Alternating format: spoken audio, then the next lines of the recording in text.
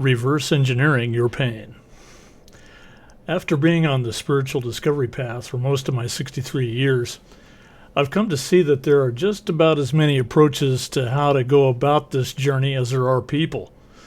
In other words, spiritual journeys are a deeply individual experience, and ultimately only the journeyer can decide which way to go or what approach to take.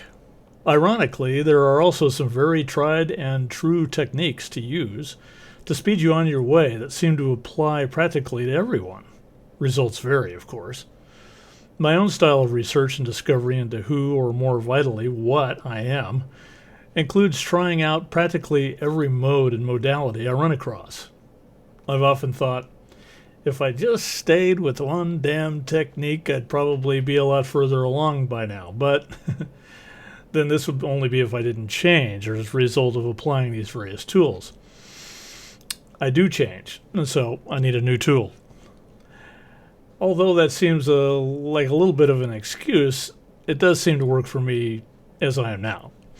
That said, one observation I keep running across and then processing on is how the emotions are intertwined with the physical body.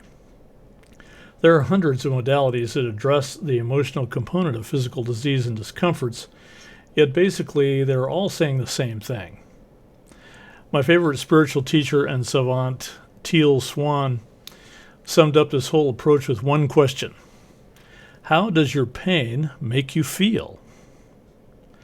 Sit with that a minute. How does your pain make you feel? What emotions are triggered by your pain? The reason this is such a significant approach is because the structure of pain and disease in the body is underpinned, anchored, and given form by the emotions or feelings from which they arose. By re-experiencing these emotions, we're able to effectively reverse engineer and deconstruct our pain. It goes like this. Say you experience knee pain. Now sit with that pain for a moment, not resisting it, not judging it, or fleeing from it. Instead, just observe how that pain makes you feel. Pick out some emotions. There will be several. For example, I felt my knee pain, and it had a feeling of helplessness about it. I followed that back into my past, asking for the earliest time where I felt helplessness like that. I ran straight into a time when I was about 8 years old and had badly sprained my ankle. I couldn't walk on it and was limping around. My friends wanted me to come out and play, but I had to say I couldn't.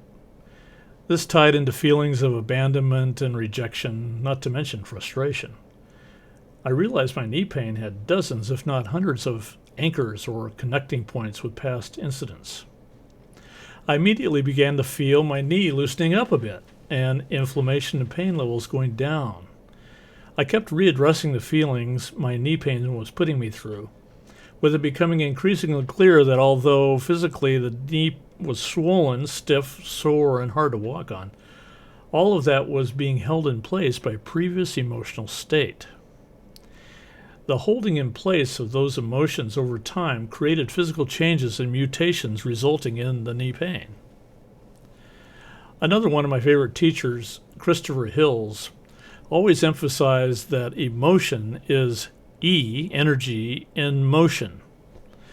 When the motion stops or is obstructed in some way, either by denial or lack of interest or misunderstanding, it eventually creates physical disease and discomfort. Thus, pain becomes a virtual key to emotional freedom. Emotions are locked up into pain. By simply looking at them, the energy is reset into motion and pain dissipates.